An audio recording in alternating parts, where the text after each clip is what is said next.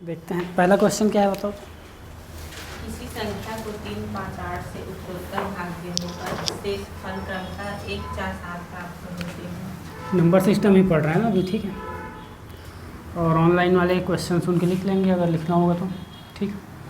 क्या था आपका क्वेश्चन, पहला क्वेश्चन? किसी संख्या को 3, हाँ। 5, 8 से उत्तरोत्तर भाग देने पर किसी संख्या को 3, 5, 8 से उत्तरोत्तर भाग देने पर शेष फल क्रमशः 1, 4, 7 प्राप्त होते हैं। शेष फल क्रमशः 1, 4 और 7 प्राप्त होते हैं, ठीक है। तो यदि भाजकों का क्रम उलट दिया जाए, यदि भाजकों का क्रम उलट दिया जाए, मतलब ये भाजक है पहले, अब इसका क्रम उलट देने पर मतलब 8, 5 और 3, शेष फल क्या होगा, क्रमशः क्या होगा? तो शेषफल क्या होगा, ठीक है। तो क्वेश्चन समझ में आ रहा है ना कि किसी संख्या को उत्तरोत्तर 3, 5, 8 से भाग देने पर शेषफल इतना बच रहा है, अगर भाजक का क्रम उलट दिया जाए तो शेषफल कितना होगा। हाँ, उसी से ही भाग देंगे। इससे भाग देंगे, इससे। नहीं, इससे से है। हाँ, शेष ये है, आपको बता दिया है। पहले आपको संख्या निकालना पड़ेगा, है ना। भाज्य निकालना पड़ेगा। हाँ, पहले भाज्य निकालना पड़ेगा। इस प्रकार से कुछ बताया था, है ना। इसमें क्या करना था हम लोग को, उत्तरोत्तर या लगातार क्रमशः भाग देने के लिए बोलेगा तो क्या करेंगे, यहाँ पास 8 से भाग देना है ना। तो 3, 5 और 8 इस प्रकार से बताया था। उत्तरोत्तर भाग देना रहेगा तो और शेषफल कितना है, 1, 4 और 7। तो इस प्रकार पहले बनाना है ना। आप लोग ध्यान देंगे, नए जो नए, है ना। सबसे पहले तो अपने मन से यहाँ पास 1 लिख लेना है हमको, है ना। सबसे पहले 1 लिख लेना है। इसके बाद यहाँ जो संख्या है लास्ट में, इसका 1 से क्या करना है, गुणा करना है, और यहाँ से क्या करना है, जोड़ना है ना। तो 8 एकम कितना हो जाएगा, 8 और 7 15 मिला। 8 एकम 8 और 7 15 मिल गया। तो 15 को यहाँ लिखेंगे, ठीक। फिर यही क्रम हमको यहाँ भी दोहराना है, ठीक है, इस प्रकार से। तो 15 पंचे कितना हो जाएगा, 75 और 4 79। फिर लास्ट में यहाँ पास इनका कितना हो जाएगा, 79 का गुणा 3 से करेंगे कितना आ जाएगा, 237। 237 आएगा, है ना।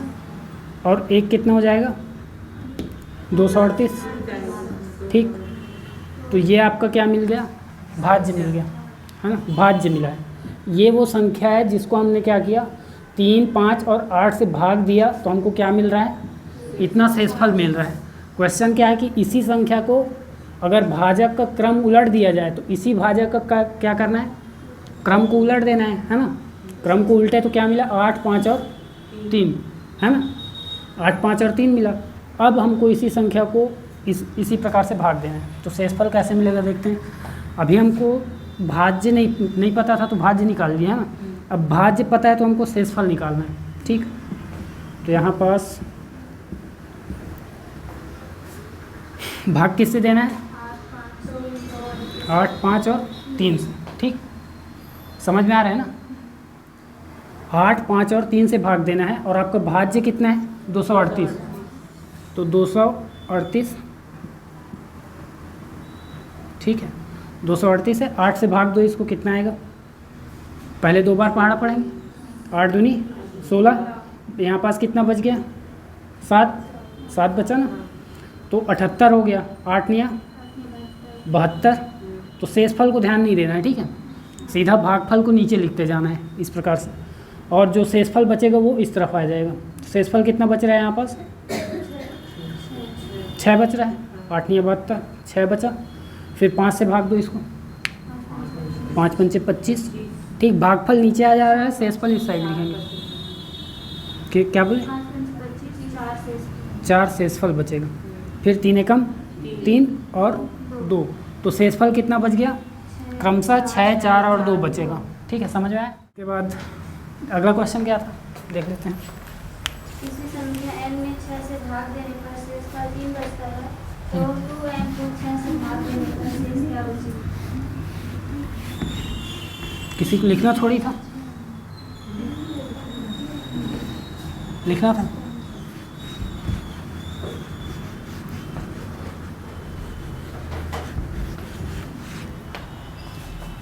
अगला क्वेश्चन क्या है, किसी संख्या n में 6 से भाग देने पर शेषफल 3 बचता है। n में 6 से भाग दिए 3 बचता है तो शेषफल 2n को 6 से भाग देने पर शेषफल क्या बचेगा? 2n में 6 से भाग देने पर शेषफल क्या बचेगा।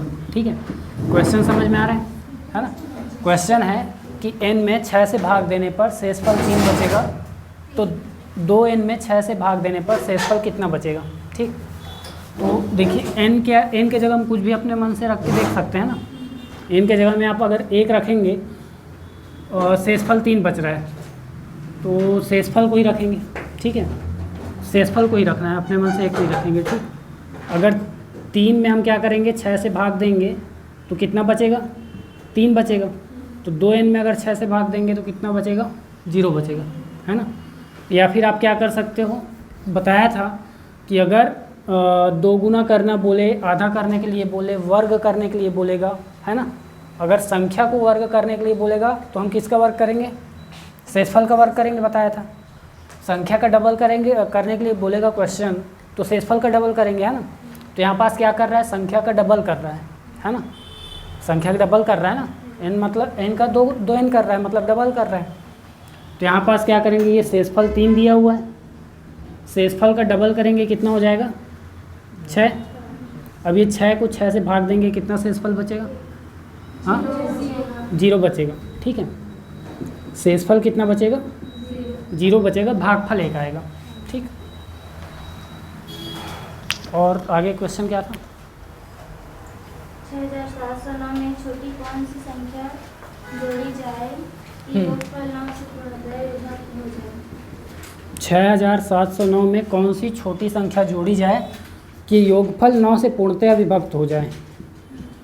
9 से पूर्णतः विभक्त हो जाए तो 9 से विभाज्यता का नियम पता है ना। 9 से विभाज्यता का नियम पता है। आपको क्या करना है, सभी अंकों को जोड़ना है ना। सभी अंकों को जोड़ना है तो पहले जोड़ लो, 6 7 13, 13 और 9 22। तो 22, अब इस 22 को 9 से भाग जाने के लिए कितना और चाहिए, 9 या 27। तो 27 में 22 माइनस कर दो, 5 आ जाएगा, है ना। तो इसका मतलब इसमें हमको क्या जोड़ना है, 5 जोड़ना है। तो 5 जोड़ के देख लेंगे, आपका 9 से पूर्णतः विभाजित हो जाएगा। ठीक है, जोड़ के देख लो एक बार। 67 0 9 में अगर 5 जोड़ेंगे तो ये 14 बन जाएगा। यहाँ पास होगा कि नहीं होगा, यहाँ पास 5 जोड़ेंगे तो 67 14 हो जाएगा ना। इसको 9 से भाग दे के देखो, जा रहा है क्या, 9 से भाग दो, 9 7 63, 4 बचा, और 9 चौक 36। यहाँ पास कितना बच गया, 5 9। इसीलिए बोला था, हाँ भाग चला गया, लेकिन टेबल इसीलिए बोला था मैं। हाँ 9 छक्के 54, 9 पंचे 54 हो रहा है, इसीलिए बोला था टेबल ज़रूरी है ना। और आगे क्वेश्चन क्या था, अगला क्वेश्चन 58 24 स्टार। 58 24 स्टार, ये 11 से अगर पूर्णतः विभक्त हो तो स्टार के स्थान पर कौन सा अंक आएगा, है ना। तो यहाँ देखो, इस प्रकार से कुछ बताया था, है ना, कि आपको सम स्थानों के अंकों का योग लेना है और विषम स्थानों के अंकों का योग लेना है। दोनों को माइनस करेंगे तो 0 या 11 आना चाहिए।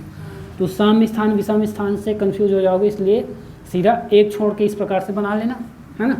और ये नीचे वाले का पूरा टोटल कर लेना, कितना हो जाएगा, 5 + 2 + स्टार हो जाएगा, है ना। और इसमें माइनस करेंगे कितना, 8 को, और बराबर आपका 0 आना चाहिए। ठीक है, 8 4 12, ठीक, 8 4 12 हो जाएगा। इस तरफ आपका 0 आना चाहिए या फिर 11 आना चाहिए, है ना। तो इसके बाद 5 2 यहाँ पास 7 हो गया, 7 प्लस स्टार माइनस 12 और 0। तो ये बताओ इसको मतलब इसमें, हाँ अब इसको 0 करने के लिए इसको 12 बनाना पड़ेगा, है ना। तो इसको स्टार की जगह में कितना आ जाएगा, 5 आ जाएगा। तो यहाँ पास सीधा लिख सकते हो कि स्टार बराबर आपका 5 आ गया। ठीक है, कितना क्वेश्चन हो गया इसमें, 4 क्वेश्चन कंप्लीट हो गया ना। और इसके बाद क्या क्वेश्चन 5वां? 457 के समीप कौन सी संख्या है जो 11 से पूर्णतः विभाज्य होगी? 457 के समीप, 457 के समीप, ये 5वां क्वेश्चन लिख लेंगे ना। कौन सी संख्या है जो 11 से पूर्णतः विभाज्य होगी? 457 के समीप ऐसी कौन सी संख्या है, समीपतम संख्या, जो 11 से पूर्णतः विभक्त हो। तो 11 से पूर्णतः विभक्त हो तो इसके लिए हमको 11 से इसको भाग ही देना पड़ेगा, ठीक है। यहाँ पास 11 से भाग ही देना पड़ेगा। तो 11 से भाग दे दो इसको, कितना आ जाएगा? 11 चौक 44, 1 बचेगा, 17 हुआ, 11 एकम 11, कितना बच गया? 6 बचा। तो अब बताओ कि इसमें शेषफल नहीं बचना चाहिए ना, पूर्णतः भाग जाने का मतलब है कि शेषफल ना बचे। तो यहाँ पास 2 तरीका हो सकता है, या तो इस 6 को मैं 11 बना दूँ, है ना। तो यहाँ पास या तो मैं 6 में 5 जोड़ के इसको 11 बना दूँ, है ना, या फिर इस संख्या में इस 6 को हटा दें मतलब माइनस कर देना है। तो 457 माइनस 6, या फिर 11 माइनस 6 कितना हो जाए? 6 माइनस होगा या प्लस 5? तो यहाँ पास या तो 6 माइनस होगा या प्लस 5 होगा इस संख्या में 457 में। तो नज़दीक में कौन होगा? प्लस 5 होगा ना, प्लस 5 नज़दीक होगा। इसका मतलब वो संख्या कौन सी है? 457 प्लस 5, इसका मतलब 462, है ना। तो ये वो समीपतम संख्या है जो 11 से पूर्णतः विभक्त होगी, ठीक है, बन जाएगा। और अगला क्वेश्चन क्या है? 6 से विभक्त होने वाली 3 अंक की कुल कितनी संख्या है? 6 से विभक्त होने वाली 3 अंक की कुल 3 अंक की कुल कितनी संख्या कितनी संख्या है? तो सबसे छोटी 3 अंक की संख्या कौन सी है? 100। और सबसे बड़ी 999। और 6 से भाग जाने वाली बोला है ना। तो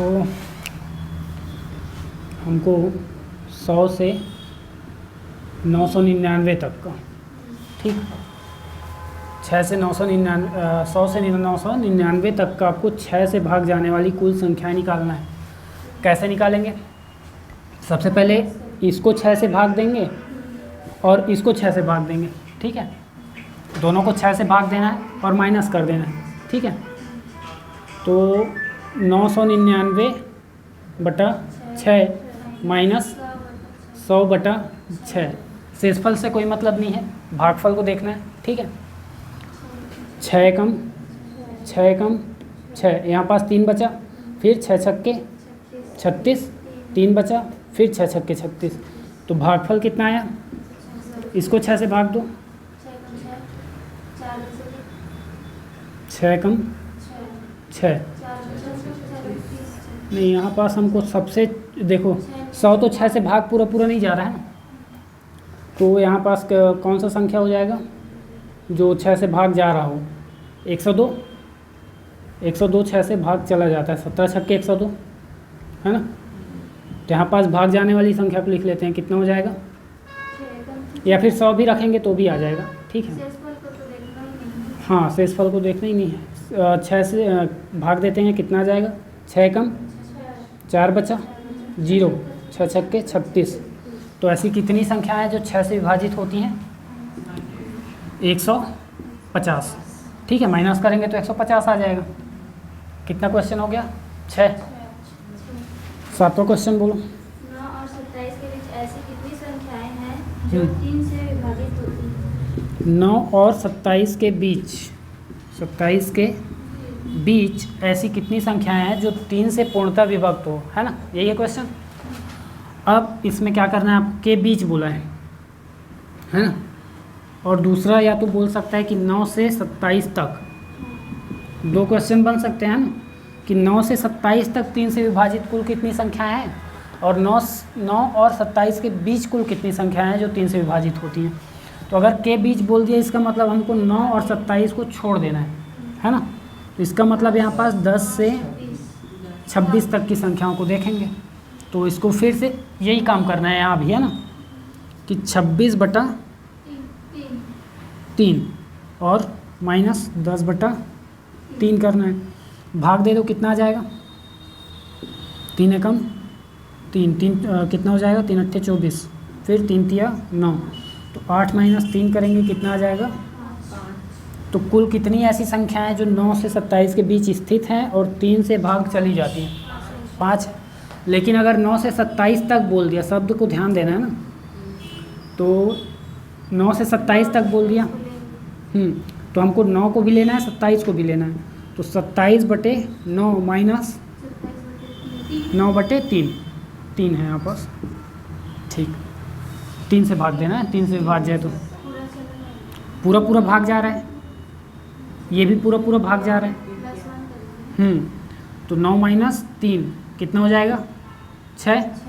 अब क्योंकि ये पूरा पूरा भाग जा रहा है ना, ये भी पूरा पूरा भाग चला जा रहा है, ये भी पूरा पूरा भाग जा रहा है, इसका मतलब कोई एक संख्या यहाँ पास बढ़ जाएगा, है ना, तो +1 करेंगे। तो जब भी पूरा पूरा भाग चला जाएगा तो उसको वहाँ पास +1 करना है, ठीक है। और अगर याद ना आए तो छोटा सा संख्या का एग्जाम्पल ले लेना है ना। 2 से 4 तक ऐसा करके कुल कितनी संख्याएं जो 2 से विभाजित हो जाती हैं, तो आपका 4 भी विभाजित हो जाएगा, 2 भी विभाजित हो जाएगा, ठीक। और आपका आंसर 1 आएगा वहाँ पास, लेकिन उसमें आपको +1 ऐड करना पड़ेगा, ठीक है। समझ में आ रहे हैं आपको? आप लोग को समझ में आ रहे हैं? अभी क्वेश्चन ही समझ नहीं आ रहा होगा। इसके बाद अगला क्वेश्चन क्या था?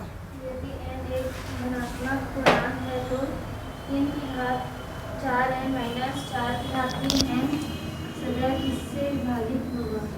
n क्या है? एक धनात्मक पूर्णांक है। n धनात्मक पूर्णांक हो, ऐसा बोला है ना।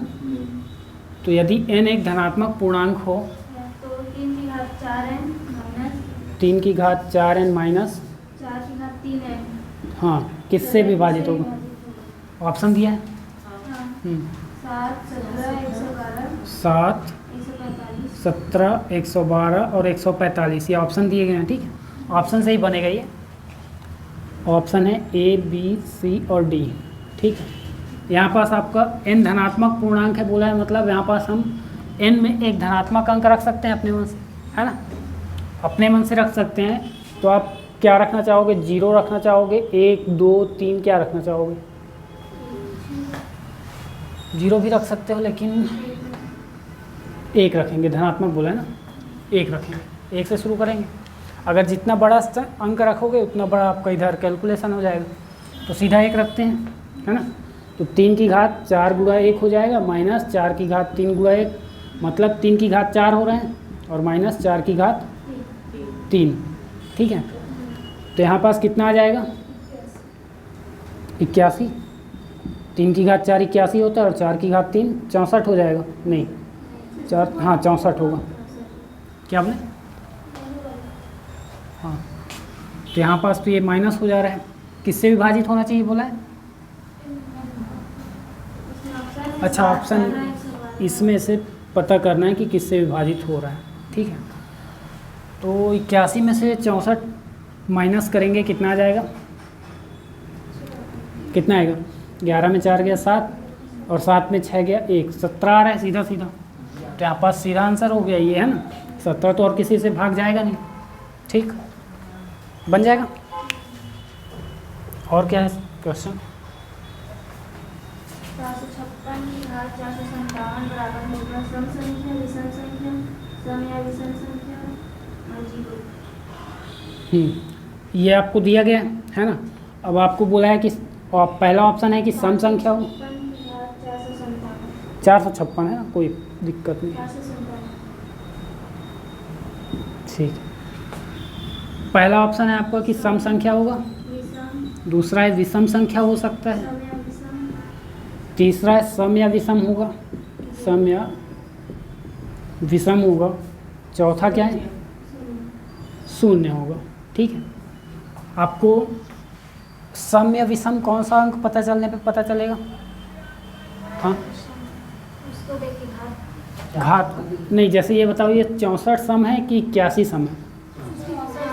64 सम है ना, और 81 विषम है।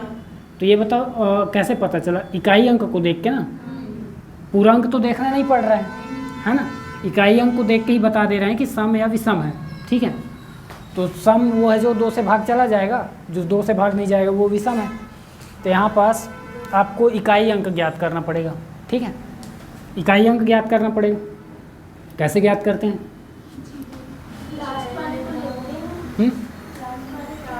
हाँ, इसको लेते हैं। हाँ,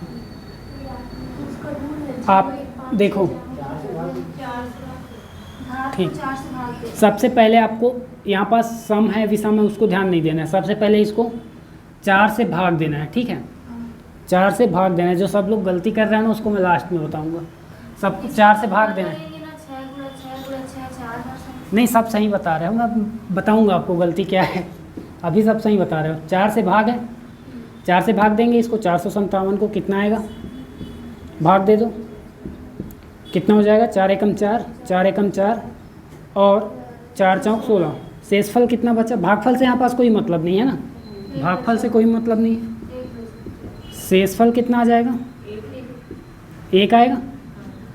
1 शेषफल आया, मतलब हमको ये जो अब यहाँ पास देखना है कि इकाई, यही गलती कर रहे थे ना कि आपका 0, 1, 5 और 6, इसका तो हमको देखना ही नहीं पड़ता, कैलकुलेशन करना ही नहीं है ना, लेकिन फिर भी यहाँ पास बता दे रहा हूँ कि करते कैसे हैं। ठीक है, यहाँ 57 है, शेषफल आपका 1 आया, तो आपको अगर अब देखना है कि यहाँ पास सम है कि विषम है। सम है तो आपको 6 लिख लेना है, और विषम है तो 1 लिख लेना है। ठीक है, और उसके बाद आपको यहाँ पास गुणा करना है। अब देखना है कि शेषफल कितना आया है। 1 आया है, इसका मतलब एक बार, ठीक है, एक बार 6 का ये जो इकाई में है इसका गुणा यहाँ पास करना पड़ेगा। ठीक है, तो 6 छक्के 36, इकाई में क्या आया? 6, तो इसका मतलब सम संख्या होगा। और अगर विषम संख्या होता, ठीक है, अगर विषम संख्या होता तो हम यहाँ पास एक बार 1 के साथ जो है एक बार 6 का गुणा करते तो भी 6 आता, लेकिन यहाँ सम संख्या है तो 6 का गुणा कर रहे हैं। अब देखो 0, 1, 5 और 6 का हमको कैलकुलेशन करना ही नहीं था, देखते साथ पता चल रहा है ना। हाँ, ये हाँ, आपका इकाई में 0 ही आएगा।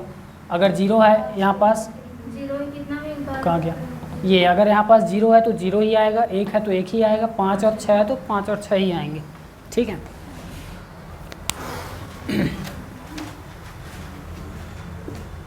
बन जाएगा ना।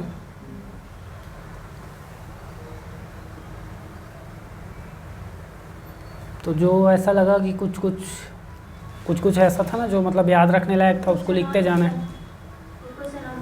हाँ, एक क्वेश्चन और बचा है।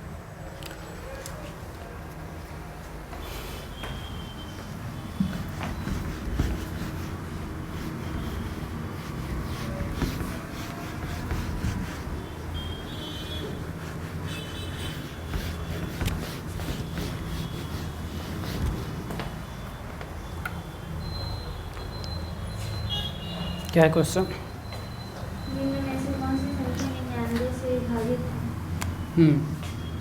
कौन सी संख्या 99 से विभाजित है?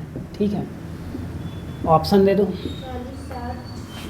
40, 60, 89, दूसरा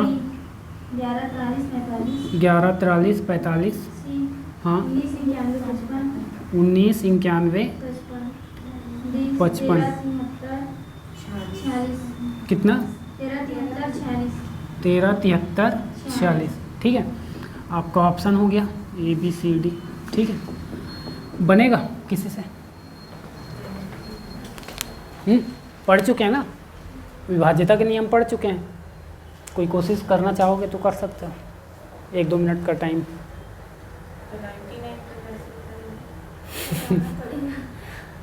यही तो दिमाग लगाना है।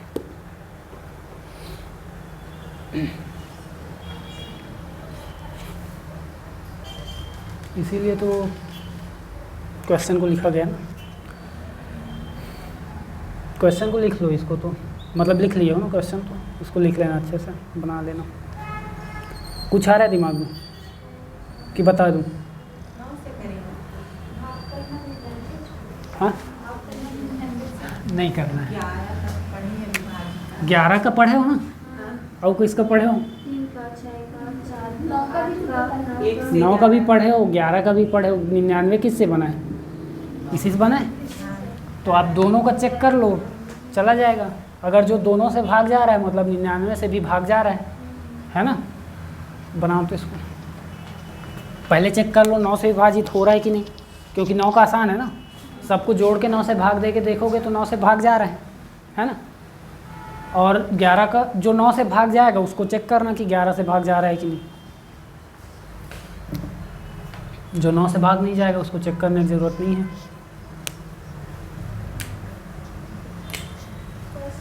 सबको टोटल करके पहले 9 से भाग देंगे तो पता चलेगा 9 से भाग जा रहा है कि नहीं जा रहा है।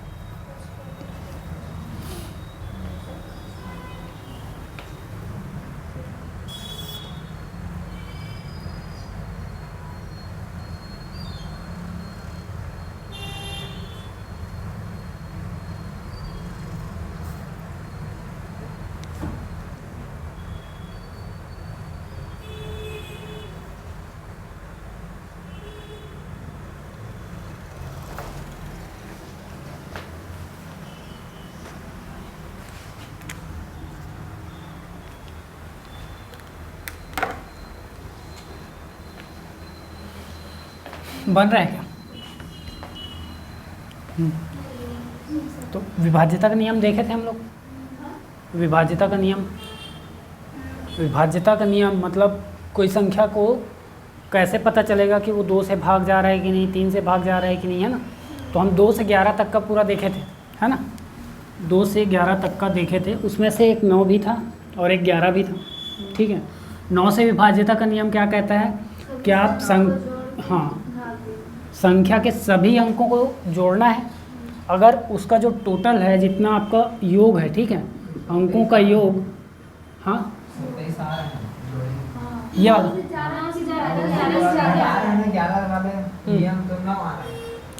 तो मतलब छोड़ दो उसको, अब नीचे जाओ। तो 9 से नहीं जा रहा है, हाँ। तीसरा वाले में हम जा रहा है क्या?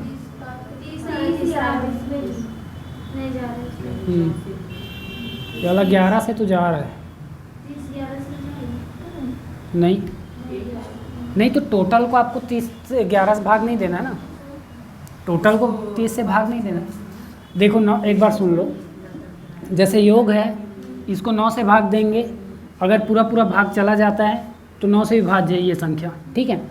लेकिन 11 में क्या करना है, हमको एक एक संख्या का आपको छोड़ के आप क्या करना है, टोटल करना है ना। याद आ रहा है?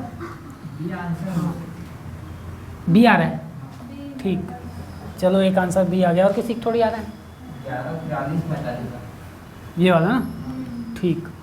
देखते हैं अभी तो 11 वाले में क्या करना है हमको, अभी मैंने बताया ना कि एक अंक छोड़ के आपको टोटल करते जाना है, फिर इसको टोटल करना है। तो 9 0 और 0 कितना हो जाएगा यहाँ पास? 9, 8 और 6 14 और 4 18, तो 9 - 18 हो जा रहा है ना। हाँ वही बात है, कोई है ना। तो यहाँ पास क्या हो जाएगा, या फिर 18 - 9 भी लिख सकते हैं, तो 9 आ जाएगा। इसका मतलब ये 9 जो है विभाजित नहीं हो रहा है 11 से।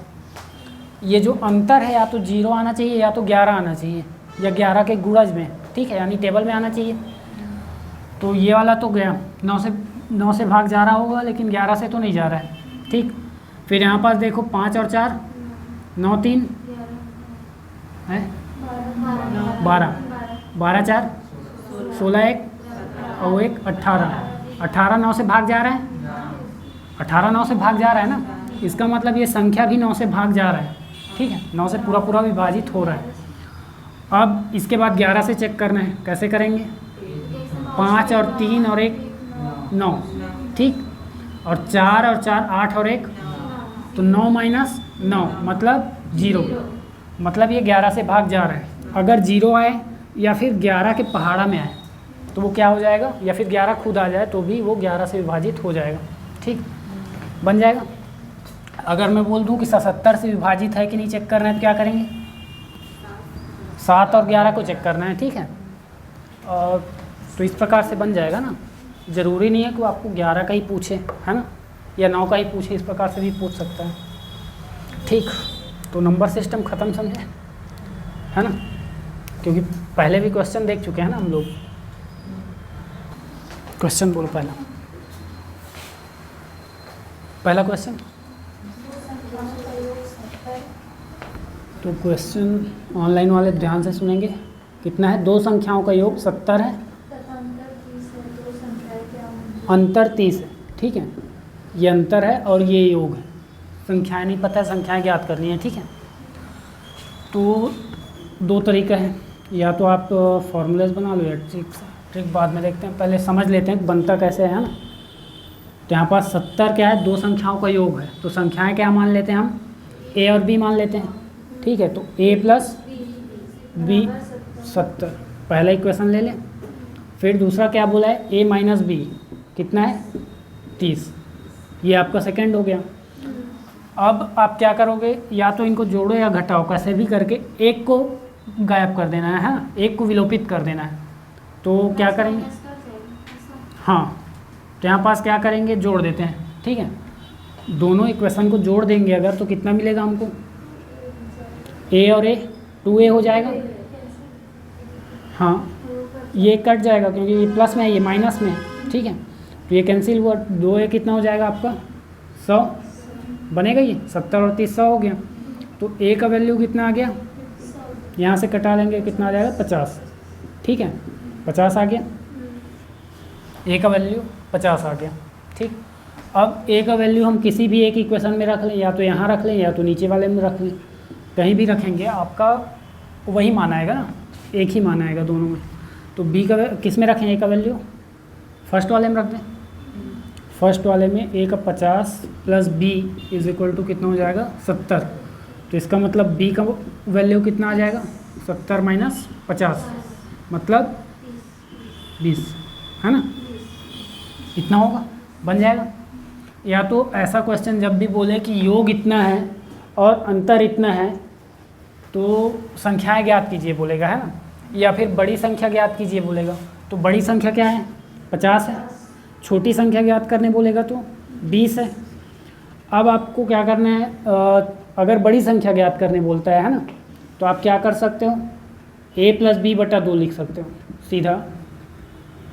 नहीं, a प्लस बी बटा 2 नहीं, मतलब जो दिया गया है ना अंक, इन दोनों को जोड़ देना है, योग और अंतर को जोड़ देना है। तो 70 प्लस 30 बटा 2, इससे क्या निकलेगा? बड़ी संख्या निकलेगी, जोड़ने से बड़ी संख्या निकलेगी, तो 100 बटा 2 हो जाएगा और 50, तो बड़ी संख्या निकल गई यहाँ से, है ना। और अंतर करेंगे दोनों का, 70 माइनस 30 बटा 2, इसका मतलब यहाँ पास कितना आ जाएगा? 40 आएगा, 40 बटा 2 तो 20 आ गया, ठीक है। तो इस प्रकार से भी बना सकते हो। लेकिन ये वाला जो इक्वेशन वाला है ना, ये आपका अगर कोई भी क्वेश्चन आता है तो सब में काम आएगा, है ना। लेकिन एग्ज़ाम हॉल में ये भी बनना चाहिए।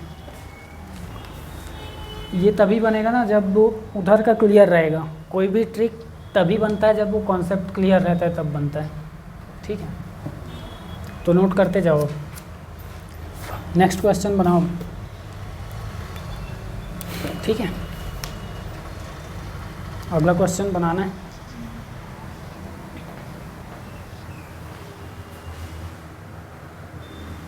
और बाकी लोग से बन रहे गुणनफल आ गए। एक बार देख लेते हैं क्वेश्चन क्या था, बोल देना। दो संख्याओं का योग 45 तथा अंतर 25 है, तो इसका गुणनफल कितना है? योग 45 है, अंतर 25 है, ठीक है। अंतर 25 है तो गुणनफल ज्ञात करना है, गुणनफल ज्ञात करना है, ठीक है। तो यहाँ पास देखो, आप ऐसा इक्वेशन बना के, समीकरण बना के बना सकते हो, है ना। लेकिन जब वो समझ में आ जाए, सीधा डायरेक्ट बनाना है कि आपको योग और अंतर दिया है, तो सीधा संख्याएं कैसे निकलेगी? a कैसे निकलेगा? 45 प्लस 25 हो जाएगा बटा 2, कितना हो जाएगा? 70 मतलब 35, ठीक है। b कितना आएगा? 45 माइनस 25 बटा 2 मतलब 20, 10, इसका मतलब यहाँ पास दूसरे क्वेश्चन में गुणनफल बोला है, तो यहाँ पास क्या करेंगे, इस दोनों संख्या को गुणा करेंगे। तो ए बी बराबर कितना आ जाएगा, 35 गुणा 10 मतलब 350। ठीक है, बन जाएगा। इसके बाद तीसरा क्वेश्चन, दो संख्याओं का योग 25 तथा अंतर 13 है, इनका गुणनफल ज्ञात कीजिए। दो संख्याओं का योग 25 है, योग 25 है, अंतर 13 है, तो गुणनफल ज्ञात कीजिए। इसी क्वेश्चन के जैसे बना लेंगे, गुणनफल कितना है ज्ञात करना है ना। तो इसी क्वेश्चन के जैसे है कि दो संख्याओं का योग 25 अंतर 13 है, तो गुणनफल ज्ञात कीजिए। ठीक, बन जाएगा। बना के देखोगे, बना के देखो या फिर घर में बनाओगे। ठीक है, तो आगे देखें चौथा क्वेश्चन। चौथा क्वेश्चन क्या है, दो संख्याओं का अंतर 11 है तथा उनके योग का 1/5 भाग 9 ये संख्या कौन सी? दो संख्याओं का दो संख्याओं का अंतर 11 है अंतर 11 है तथा उनके योग का 1/5 भाग 9 तथा योग का 1/5 भाग 9, ये संख्याएं कौन सी? तो संख्याएं ज्ञात कीजिए। ऐसा है क्वेश्चन। ठीक है, क्वेश्चन है कि अंतर 11 है, केवल अंतर दिया हुआ है, योग तो अब दिया नहीं है ना। तो योग का 1/5 भाग 9 है, ये दे दिया है हमको, है ना। तो यहाँ पास क्या करेंगे, अंतर 11 है तो जैसा दिया है वैसा लिख लो, a माइनस बी शुरू में लिख लेना, आपको लिखना होगा तो कि माना कि वो संख्याएं क्या है, a और b हैं। तो हम क्या करेंगे, a minus B is equal to कितना आ जाएगा 11, ये अंतर हो गया।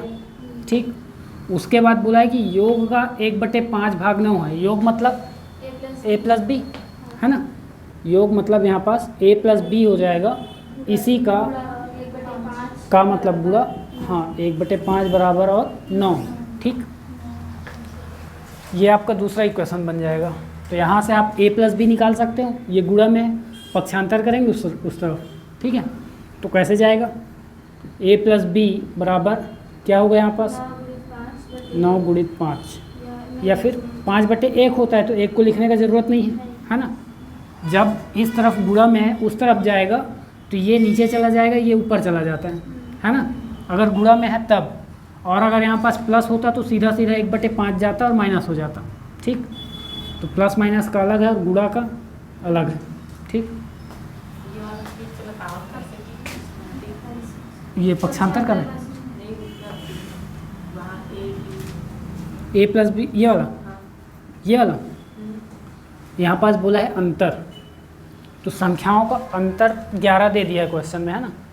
संख्याओं का अंतर दिया हुआ है, तो अगर आप मान लो कि वो संख्या क्या है, a और b है, फर्स्ट लाइन लिख सकते हो कि माना कि संख्याएं a और b है। तो संख्याओं का अंतर कैसे निकालोगे, अंतर के लिए माइनस करेंगे और जो क्वेश्चन में दिया है उसको लिख दिए, तो पहला इक्वेशन मिल गया। दूसरा बोला है कि योग का, तो किसका योग, संख्याओं के योग का 1/5 भाग 9 है। ठीक है, तो संख्याएं क्या है, a प्लस बी, योग मतलब प्लस हो गया, और का मतलब गुणा, और 1/5 और 9 है, 9 है मतलब बराबर है ना, 9 है मतलब वो बराबर है उसके। तो यहाँ पास देखिए 1/5 को उस तरफ पक्षांतर कर देंगे, गुणा में है तो अंश का हर और हर का अंश हो जाता है। ठीक है, आपका ये नीचे चला जाएगा, ये ऊपर चला जाएगा, तो यहाँ पास कितना मिल जाएगा, 9 गुणा 5/1, 5/1। 1 नहीं होता तो उसको लिखते है ना, अगर 2 होता तो लिखते, 3 होता तो लिखते है ना, 1 को लिखने की कोई आवश्यकता नहीं है। ठीक, तो यहाँ पास कितना हो जाएगा, a प्लस बी बराबर 45। समझ में आया ना, तो ये दूसरा इक्वेशन बन जाएगा। तो दोनों को फिर से यही काम करना है आपका जो फर्स्ट क्वेश्चन में किए थे, नहीं इक्वेशन फर्स्ट और सेकंड को जोड़ देंगे, है ना। तो a माइनस बी बराबर 11 और a प्लस बी बराबर 11, ये दोनों इक्वेशन है, दोनों को जोड़ दो, दोनों को जोड़ देंगे तो ये b कैंसिल हो जाएगा, 2 यहाँ पास 11 लिख दिए, 45 है। तो 2a बराबर कितना आ जाएगा, 56। ठीक, तो a मतलब कितना आ जाएगा, 28 आएगा। अब a का वैल्यू मिल गया आपको, तो आप a का वैल्यू किसी में भी रख के आंसर निकाल सकते हो। इस बार माइनस वाले में रख के देख लेते हैं, प्लस वाले में देखने से तो आंसर आ रहा था, माइनस वाले में रख के देखते हैं। a का वैल्यू कितना है, 28 माइनस b का वैल्यू कितना है ज्ञात करना है, बराबर यहाँ पास 11। 56 नहीं है ना, 56 तो इसका दोनों का योग। a का डबल है, a का डबल है ना, तो b इसके बाद क्या आ जाएगा 11। तो आप क्या करोगे पक्षांतर, तो माइनस b बराबर 11 माइनस 28 होगा। अब 28 को माइनस करो, ठीक है, माइनस करो 28 में 11 जाएगा तो कितना बचेगा 17, लेकिन माइनस में बचेगा। और यहाँ क्या है minus b, minus minus cancel और b बराबर 17, ठीक। तो ये संख्याएं हैं 28 और 17, ठीक है, 28 और 17 तो बन जाएगा ना। और आगे क्वेश्चन क्या है, दो संख्याओं का योग 20 तथा अंतर 8 है तो उन संख्याओं का वर्गों का अंतर क्या है? बना 12, 18, 80, 160। बना के देखो उसको, ठीक, इसी टाइप से बनेगा।